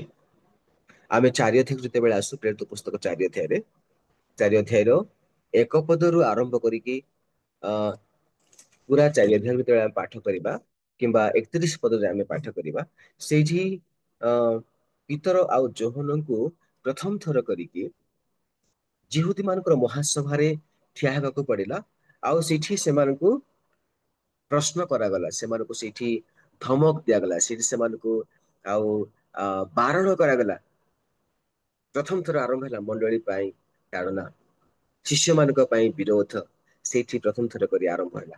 ତେବେ ଯେଉଁଠାରେ ପେଣ୍ଟିକଷ୍ଟର କାର୍ଯ୍ୟ ହୁଏ, ଯେଉଁଠାରେ ପବିତ୍ର ଆତ୍ମାଙ୍କର କାର୍ଯ୍ୟ ହୁଏ, ଦାନ ବରଦାନର କାର୍ଯ୍ୟ ହୁଏ, ସୁସ୍ଥ ଆରୋଗ୍ୟର କାର୍ଯ୍ୟ ହୁଏ, ସାଇନ୍ସ ଆଣ୍ଡ ମିରାକଲ ଯୋଉଠି ହୁଏ, ସେଇଠି ତାଡ଼ନା ମଧ୍ୟ ହୁଏ, ସେଇଠି ତାଡ଼ନା ମଧ୍ୟ ଆରମ୍ଭ ହୁଏ। ତେବେ ଖ୍ରୀଷ୍ଟ ପ୍ରିୟ ପ୍ରଭୁଙ୍କ ଲୋକମାନେ, ଆପଣଙ୍କର ମଣ୍ଡଳରେ ଯଦି କିଛି ଘଟଣା ଘଟୁଛି, ଯଦି ପେଣ୍ଟିକଷ୍ଟର ଅନୁଭୂତି ପରି, ପେଣ୍ଟିକଷ୍ଟର ପ୍ରେରଣା ପରି ଯଦି କିଛି ଘଟଣା ଘଟୁଛି, ଯଦି ବାକ୍ୟ ପ୍ରଚାର ଚାଲିଛି, ଜବରଦସ୍ତ ପ୍ରଚାର ଚାଲିଛି, ଯଦି ସୁସ୍ଥ ଆରୋଗ୍ୟ ଲୋକମାନେ ହଉଛନ୍ତି, ମଣ୍ଡଳୀ ଯଦି ବଢୁଛି, ନୂଆ ନୂଆ ଲୋକମାନେ ଯଦି ଆସୁଛନ୍ତି, ସେଠି ନିଶ୍ଚୟ ପର୍ସିକ୍ୟୁସନ ହବ। ମନେ ରଖନ୍ତୁ, କାରଣ ପବିତ୍ର ଆତ୍ମାଙ୍କର କାର୍ଯ୍ୟ ଯୋଉଠି ବେଶୀ ହବ, ସେଠି ତାଡ଼ନା ମଧ୍ୟ ଆରମ୍ଭ ହବ। ପ୍ରେଜ୍ ଦ ଲର୍ଡ। ଆମେ ପେଣ୍ଟିକଷ୍ଟ କାର୍ଯ୍ୟକୁ ବା ପବିତ୍ର ଆତ୍ମାଙ୍କର କାର୍ଯ୍ୟକୁ ଏବଂ ତାଡ଼ନାକୁ ଅଲଗା କରିପାରିବା ନାହିଁ।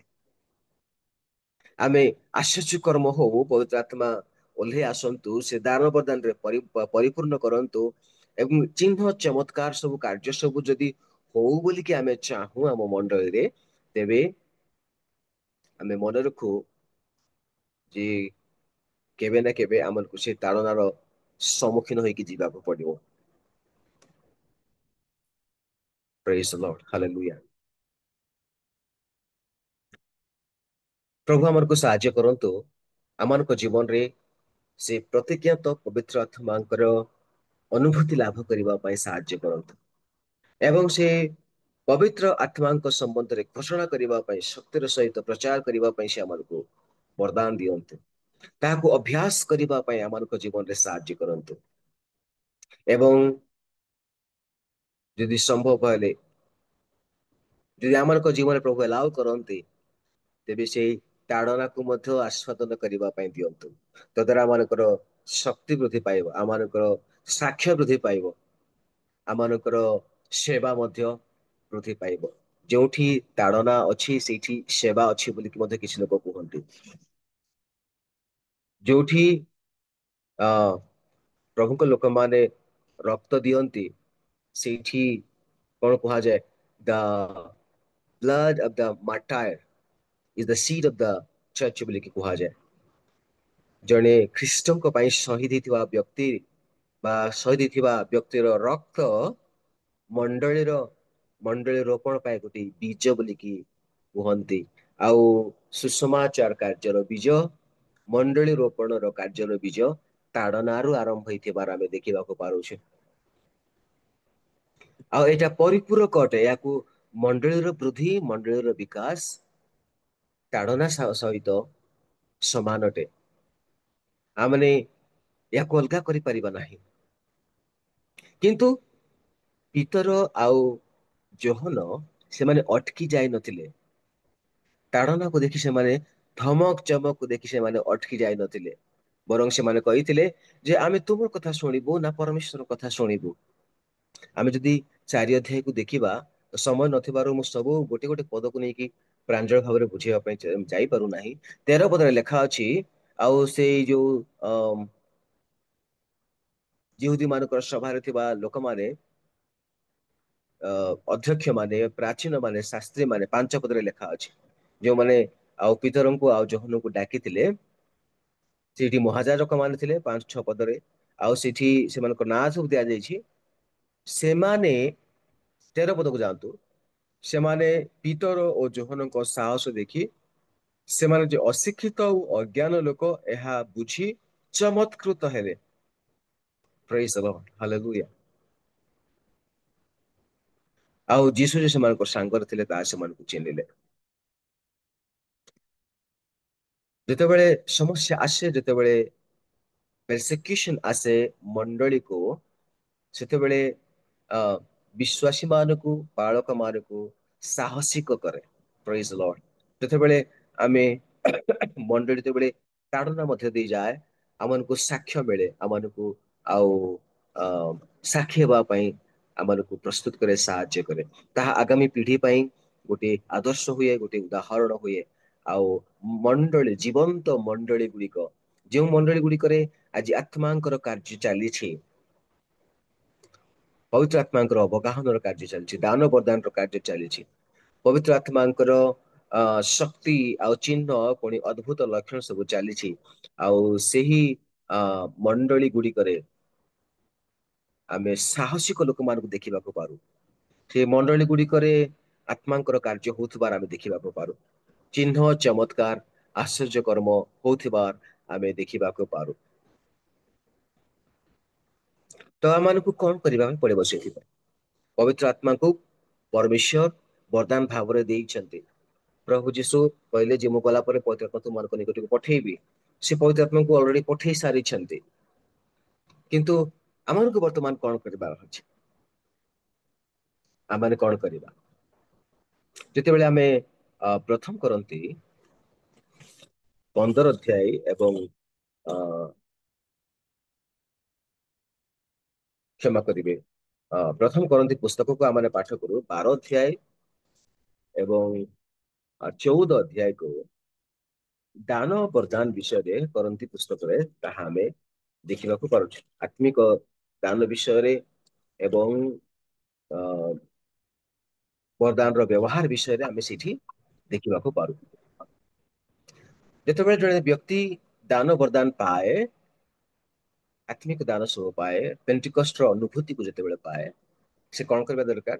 କେବଳ ପଏଣ୍ଟ କହିକି ମୁଁ ସମାପ୍ତ କରିବା ପାଇଁ ଚାହିଁବି। ଅ ଉଦ୍ଧାରକର୍ତ୍ତାଙ୍କର ଉଦ୍ଧାରକର୍ତ୍ତାଙ୍କୁ ଆମେ ଉନ୍ନତ କରିବା ଦରକାର, ଉପରକୁ ଉଠେଇବା ଦରକାର। ଏକ୍ସଲ୍ଟ ଦ ସେଭିୟର। ଆମେ 12 ଅଧ୍ୟାୟର 1 ପଦରୁ ଆମେ 3 ପଦ ପର୍ଯ୍ୟନ୍ତ ତାହା ଦେଖୁ। ଯୀଶୁଙ୍କୁ ପ୍ରଭୁ ବୋଲିକି ସ୍ୱୀକାର କରାଯାଏ। ଯୀଶୁଙ୍କୁ ପ୍ରଭୁ ବୋଲିକି ସ୍ୱୀକାର କରୁ। ଆଉ 14 ଅଧ୍ୟାୟରେ ଆମେ ଦେଖୁ, 14 ଅଧ୍ୟାୟର 12 ପଦରେ ଯେତେବେଳେ ପବିତ୍ର ଆତ୍ମା ଆସନ୍ତି, ସେ ମଣ୍ଡଳୀକୁ ନିଷ୍ଠା ପ୍ରଦାନ କରନ୍ତି। ସାଧୁ ମାନଙ୍କର ନିଷ୍ଠା, ମଣ୍ଡଳୀର ନିଷ୍ଠା ହୁଏ। ପବିତ୍ର ଆତ୍ମାଙ୍କର ଅବଗାହନରେ, ପବିତ୍ର ଆତ୍ମାଙ୍କର ବରଦାନରେ କଣ ହୁଏ ନା ମଣ୍ଡଳୀ ନିଷ୍ଠା ପ୍ରାପ୍ତ ହୁଏ। ଯଦି ଆପଣ ଦାନ ବରଦାନ ପାଇଛନ୍ତି, ନିଜ ପାଇଁ ନୁହେଁ, କିନ୍ତୁ କାହା ପାଇଁ? ମଣ୍ଡଳୀ ପାଇଁ, ଅନ୍ୟମାନଙ୍କ ପାଇଁ। ଯେଉଁ ସବୁ ଦାନ ସବୁ ରହିଛି, 9ଟି ବରଦାନ, କେତେ ଜଣ କୁହନ୍ତି, କେତେ ଜଣ 20ଟିରୁ ଅଧିକ ବରଦାନ ବୋଲିକି କୁହନ୍ତି। ଯେତେ ସବୁ ବରଦାନ ଅଛି, ସେ ସବୁ ବରଦାନ ଗୁଡିକ ମଧ୍ୟରୁ କେବଳ ଗୋଟିଏ ବରଦାନ ହିଁ ନିଜର ନିଷ୍ଠା ନିମନ୍ତେ ପରମେଶ୍ୱର ଦେଇଛନ୍ତି ମଣ୍ଡଳୀକୁ ବା ବିଶ୍ୱାସୀଙ୍କୁ। ତାହା ହଉଛି ପରଭାଷାରେ କହିବାର ବରଦାନ। ପରଭାଷାର ବରଦାନ। ଯେତେବେଳେ ଆମେ ପରଭାଷାରେ ପ୍ରାର୍ଥନା କରୁ ବା କଥା କହୁ, ତାହା ପ୍ରଥମେ ସେ କଥା କହୁଥିବା ବ୍ୟକ୍ତିର ନିଷ୍ଠା ଜାତ ହୁଏ। ନିଜର ନିଷ୍ଠା ପାଇଁ ଯଦି ମୁଁ ପରଭାଷାରେ ପ୍ରଚାର କରିବି ବା ପରଭାଷାରେ ଆଉ କଥା କହିବି, ତେବେ ପ୍ରଥମେ ମୋର ନିଷ୍ଠା ହଉଛି। ଯେ ପରଭାଷା ବୁଝୁ ନାହିଁ, ଦାନ ପାଇନାହିଁ, ତାର ନିଷ୍ଠା ହଉନି। ତେଣୁ ପ୍ରଭୁ ମଣ୍ଡଳୀକୁ ଯେଉଁ ସମସ୍ତ ବରଦାନ ସବୁ ଦେଇଛନ୍ତି, ଯଦି ଆମେ ଷ୍ଟ୍ରିକ୍ଟଲି 9ଟି ବରଦାନ ବିଷୟରେ ଆମେ କହିବା, ତେବେ 9ଟା ଭିତରୁ କେବଳ ଗୋଟିଏ ମାତ୍ର ବରଦାନ ହିଁ ପ୍ରଭୁ ନିଜ ନିଷ୍ଠା ପାଇଁ ଦେଇଛନ୍ତି। ଆଉ ବାକି 8ଟି ବରଦାନ ପ୍ରଭୁ କଣ ପାଇଁ ଦେଇଛନ୍ତି? ମଣ୍ଡଳୀର ନିଷ୍ଠା ପାଇଁ, ଅନ୍ୟମାନଙ୍କ ନିଷ୍ଠା ପାଇଁ ସେ ଦେଇଛନ୍ତି। ତେବେ ପବିତ୍ର ଆତ୍ମାଙ୍କର ଅବଗାହନରେ ଯଦି ଆପଣଙ୍କୁ ପବିତ୍ର ଆତ୍ମାଙ୍କର ବରଦାନ ପରମେଶ୍ୱର ଦେଇଛନ୍ତି, ପେଣ୍ଟିକଷ୍ଟ ଅନୁଭୂତି ଯଦି ଆପଣ ପାଇଛନ୍ତି, ଆତ୍ମାଙ୍କର କାର୍ଯ୍ୟ ଯଦି ଆପଣଙ୍କ ଜୀବନ ରହୁଛି, ତେବେ ଆପଣଙ୍କ ଦ୍ଵାରା ମଣ୍ଡଳୀ ନିଷ୍ଠା ପ୍ରାପ୍ତ ହେବା ଆବଶ୍ୟକ। ଆପଣଙ୍କ ପାଇଁ ଆଉ ମୋ ପାଇଁ, ନିଜ ପାଇଁ ହିଁ ନୁହେଁ। ହଁ, ଆମେ ତ ଯଦି ଆମେ ପରଭାଷାରେ କଥା କହୁଛୁ, ଭଲ କଥା, ଆମର ନିଷ୍ଠା ହଉ। ତତ୍ସହିତ ଯଦି ଯୋଉ ବରଦାନ ସବୁ ପରମେଶ୍ୱର ଦେଇଛନ୍ତି ମଣ୍ଡଳୀକୁ, ଅନ୍ୟ ସବୁ ବରଦାନ, ତଦ୍ୱାରା ଆମେ ମଣ୍ଡଳୀର ଅଭିବୃଦ୍ଧି ପାଇଁ, ମଣ୍ଡଳୀର ନିଷ୍ଠା ପାଇଁ, ଆମେ ସେ ସମସ୍ତକୁ, ଆଉ ସାଧୁ ମାନଙ୍କର ନିଷ୍ଠା ପାଇଁ, ବୃଦ୍ଧି ପାଇଁ, ଆମେ ସେ ସବୁକୁ ବିନିଯୋଗ କରିବା ଆବଶ୍ୟକ। ତୃତୀୟରେ 14 ଅଧ୍ୟାୟର 29 ପଦରେ ଆମେ ଦେଖୁ,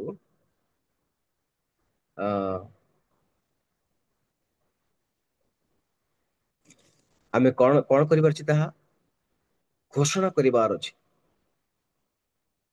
30 ପଦରେ ବାକ୍ୟ ଯଦି ଅଛି, ଆମେ 26 ପଦରୁ ଯଦି ଆମେ ତଳ ପଦ ଗୁଡିକ ଦେଖିବା, ଈଶ୍ୱରଙ୍କ ବାକ୍ୟ ଯଦି କାହା ପାଖରେ ଅଛି, ଧର୍ମଶାସ୍ତ୍ର ତାହା କଣ ହେବା ଦରକାର? ବ୍ୟାପ୍ତ ହେବା ଦରକାର। ତାହା ଲୁକାୟିତ ହେଇକି ରହିବା ଉଚିତ ନୁହେଁ, ତାହା ପ୍ରତିଧ୍ୱନି ହେବା ଦରକାର। ଆପଣ ଯଦି କିଛି ପରମେଶ୍ୱର ପବିତ୍ର ଆତ୍ମା କିଛି ବରଦାନ ଦେଇଛନ୍ତି, ତେବେ ଘୋଷଣା କରିବା ଆବଶ୍ୟକ, ପ୍ରଚାର କରିବା ଆବଶ୍ୟକ, ତାହା ଆଉ ଅନ୍ୟମାନଙ୍କ ନିକଟକୁ ଯାଇ ପହଞ୍ଚେଇବା ଆବଶ୍ୟକ। ଆଉ ସେଥିପାଇଁ ପରମେଶ୍ୱର ପବିତ୍ର ଆତ୍ମାଙ୍କୁ ଏବଂ ବରଦାନ ସବୁକୁ ଦେଇଛନ୍ତି। ପରମେଶ୍ୱର ଯଦି ବରଦାନ ଦେଇଛନ୍ତି ମଣ୍ଡଳୀକୁ, ଆପଣଙ୍କୁ ଆଉ ମତେ, ତାହା କଣ ପାଇଁ ନା ପାପୀ ମାନଙ୍କର ମନ ଫେରଣ ପାଇଁ, ପାପୀ ମାନଙ୍କର ଉତ୍ସାହ ପାଇଁ, ପାପୀ ମାନଙ୍କର ପ୍ରଭୁଙ୍କ ନିକଟକୁ ଆସିବାର ପାଇଁ, ସୁସମାଚାର ଶୁଣେଇବା ପାଇଁ। ଆମେ ତାହା 14 ଅଧ୍ୟାୟର 24 ପଦରୁ 25 ପଦରେ ଆମେ ଦେଖୁ ଯେ ଜଣେ ବିଶ୍ୱାସୀ ବା ଜଣେ ପାପୀର ମନ ଫେରଣ ପାଇଁ, ଜଣେ ବ୍ୟକ୍ତିର ପ୍ରଭୁଙ୍କ ନିକଟକୁ ଆସିବାର ପାଇଁ ହେବା ଦରକାର। ଆଉ ତାହା ହିଁ ହେଇଥିଲା, ତାହା ହିଁ ହେଇଥିଲା। ଯେତେବେଳେ ପିତର ଠିଆ ହେଲେ ପେଣ୍ଟିକଷ୍ଟ ଦିବସରେ ପ୍ରଚାର କଲେ, 3000 ଲୋକମାନେ ପିତରଙ୍କ ପ୍ରଚାରରେ, ଗୋଟିଏ ପ୍ରଚାରରେ ମନ ଫେରଣ କରି ପ୍ରଭୁଙ୍କ ନିକଟକୁ ଆସିଲେ, ଆଉ ସେମାନେ ବାପ୍ତିସ୍ମିତ ହେଇଥିଲେ। ଆମେ ଯେତେବେଳେ ପେଣ୍ଟିକସ୍ ଦିବସର ଅନୁଭୂତି ପାଉ ଆମ ପ୍ରଚାରରେ, ଆମ ଶିକ୍ଷାରେ, ଆମ ସାକ୍ଷ୍ୟରେ ଅନେକ ଲୋକମାନେ ପ୍ରଭୁଙ୍କ ନିକଟକୁ ଆସିବା ଦରକାର। ପ୍ରଭୁଙ୍କ ନିକଟକୁ ପ୍ରଭୁଙ୍କର ପରିଚୟ ପାଇବା ଦରକାର। ପେଣ୍ଟିକସ୍ ଦିବସର ପ୍ରତିପାଳନର ଗୋଟିଏ ମାହାତ୍ମ୍ୟ ରହିବ। ଏବେ ଯୀଶୁ ହଉଛନ୍ତି ଆମମାନଙ୍କର ଆଦର୍ଶ। ଯୀଶୁ ଆମମାନଙ୍କର ଆଦର୍ଶ ଅଟନ୍ତି। କିପରି ଏ ପେଣ୍ଟିକସ୍ ଦିବସରେ ଆମେ ନିଜକୁ ସମୀକ୍ଷା କରିବା। ପେଣ୍ଟିକସ୍ ଦିବସକୁ ଆମେ ପବିତ୍ର ଆତ୍ମାଙ୍କର ଦିନ ବା ଆତ୍ମାଙ୍କର ଅବତରଣର ଦିନ ବୋଲି ଯଦି ଆମେ ମନେ କରୁ, ଯୀଶୁଙ୍କ ଠାରେ ଆତ୍ମାଙ୍କର କାର୍ଯ୍ୟକୁ ଆମେ ଦେଖିବାକୁ ପାରୁ। ଯୀଶୁ ତାଙ୍କ ଜନ୍ମର ଆରମ୍ଭରୁ ସ୍ୱର୍ଗାରୋହଣ ପର୍ଯ୍ୟନ୍ତ ଆତ୍ମାଙ୍କର ଦ୍ଵାରା ପରିଚାଳିତ ହେବା, ଆତ୍ମାଙ୍କ ଦ୍ଵାରା କାର୍ଯ୍ୟ କରିବା ଇତ୍ୟାଦିକୁ ଆମେ ଦେଖିବାକୁ ପାରୁଛେ। ପବିତ୍ର ଆତ୍ମାଙ୍କ ଦ୍ଵାରା ପ୍ରଭୁ ଯୀଶୁ ସେ ଗର୍ଭସ୍ଥ ହେଲେ। Jesus was born of the Holy Spirit। ପବିତ୍ର ଆତ୍ମାଙ୍କ ଦ୍ଵାରା ମରିୟମ ଗର୍ଭଧାରଣ କଲେ ଯୀଶୁଙ୍କୁ। ତାହା ଆମେ ଲୁକର ଯୀଶୁ ସମାଚାର 1 ଅଧ୍ୟାୟର 35 ପଦରେ ଦେଖୁ। ଦ୍ୱିତୀୟରେ ପ୍ରଭୁ ଯୀଶୁ ଆତ୍ମାରେ ସେ ବୃଦ୍ଧି ପାଇଲେ, ଆତ୍ମାରେ ସେ ବୃଦ୍ଧି ପାଇଲେ। ତାହା ଲୁକ 2 ଅଧ୍ୟାୟର 40ରୁ 41-42 ପଦରେ ଆମେ ଦେଖୁ। ତ ଆମମାନଙ୍କ ନିମନ୍ତେ ମଧ୍ୟ ଯୀଶୁ ଜଣେ ଆଦର୍ଶ ଅଟନ୍ତି। ଆଉ କିଏ ଆଦର୍ଶ ହେଇପାରେ ଆମ ପାଇଁ? ଯୀଶୁ ଆମ ପାଇଁ ଜଣେ ଉତ୍କୃଷ୍ଟ ଆଦର୍ଶ ଅଟନ୍ତି। ଆଉ ସେ ଯେପରି ଆତ୍ମାରେ ପରିପୂର୍ଣ୍ଣ ହେଲେ, ସେହିପରି ଆମମାନଙ୍କୁ ମଧ୍ୟ ଆଜି ଆତ୍ମାରେ ପରିପୂର୍ଣ୍ଣ ହେବା ଆବଶ୍ୟକ। ଆତ୍ମାରେ ବୃଦ୍ଧି ପାଇବା ଆବଶ୍ୟକ ଅଟେ। 3 ଅଧ୍ୟାୟର ଲୁକ 3 ଅଧ୍ୟାୟର 22 ପଦରେ ଆମେ ଦେଖୁ, ଯୀଶୁ ସେ ଆତ୍ମାରେ ପରିପୂର୍ଣ୍ଣ ହେଲେ, ଆତ୍ମାରେ ସେ ପରିପୂର୍ଣ୍ଣ ହେଲେ। ଆଜି ଆମମାନଙ୍କ ପାଇଁ ମଧ୍ୟ ପେଣ୍ଟିକସ୍ ଦିବସରେ ଗୋଟେ ଆହ୍ୱାନ ଯେ ଆମେ ଆତ୍ମାରେ ପରିପୂର୍ଣ୍ଣ ହଉ, ଆତ୍ମାରେ ପୂର୍ଣ୍ଣ ଜୀବନ ଆମେ କାଟୁ। ଆଉ ସେଥିପାଇଁ ପାଉଲ ଲେଖନ୍ତି, ଆଧ୍ୟାତ୍ମିକ ସଂକୀର୍ତ୍ତନ ତୁମେ କଣ ହୁଅ? ଆତ୍ମାରେ ତୁମେ ପରିପୂର୍ଣ୍ଣ ହୁଅ, ଆତ୍ମାରେ ତୁମେ ସିକ୍ତ ହୁଅ, ତାହା ପାଉଲ ମଧ୍ୟ କୁହନ୍ତି। ଆଉ ପ୍ରଭୁ ଯୀଶୁ ମଧ୍ୟ ଆମେ ପ୍ରେରିତ ପୁସ୍ତକ 10 ଅଧ୍ୟାୟରେ ଦେଖୁ, ସେ ଆତ୍ମାଙ୍କ ଦ୍ଵାରା ସେବା କଲେ, ଆତ୍ମାରେ ସେ ସେବା କଲେ। ରୋମ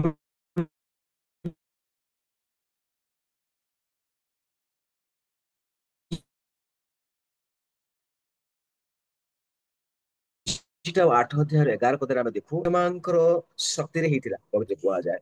ସେ ଆତ୍ମାରେ ପୁନରୁତ୍ଥିତ ହେଲେ, ଆତ୍ମାରେ ସେ କଣ ହେଲେ? ପୁନରୁତ୍ଥିତ ହେଲେ। ଏବଂ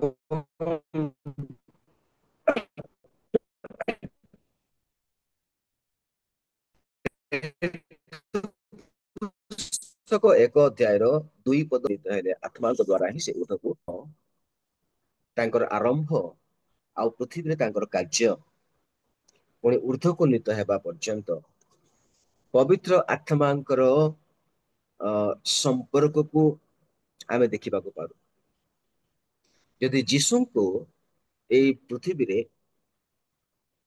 ତାଙ୍କ ସେବା କାର୍ଯ୍ୟ ପାଇଁ ତାଙ୍କ ଆରମ୍ଭ ଏବଂ ଶେଷ ପର୍ଯ୍ୟନ୍ତ 33.5 ବର୍ଷର ଜୀବନ କାଳରେ ପବିତ୍ର ଆତ୍ମାଙ୍କ ସହିତ ସେ ଏପରି କାର୍ଯ୍ୟ କଲେ ନିରବଚ୍ଛିନ୍ନ ଭାବରେ, ତେବେ ଆମମାନଙ୍କୁ କେତେ ଅଧିକ ଭାବରେ ପବିତ୍ର ଆତ୍ମା ଆବଶ୍ୟକ ନୁହେଁ କି?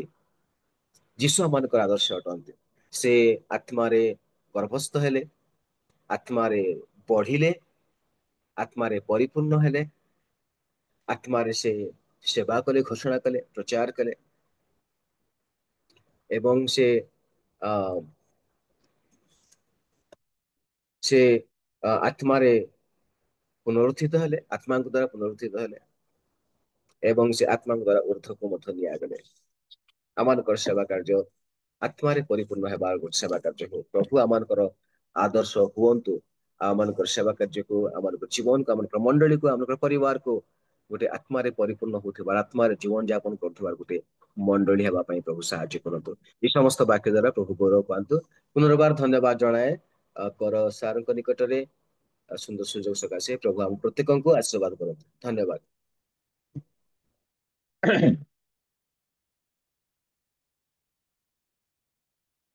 ପ୍ରଭୁଙ୍କ ନାମ ଧନ୍ୟବାଦ ହଉ।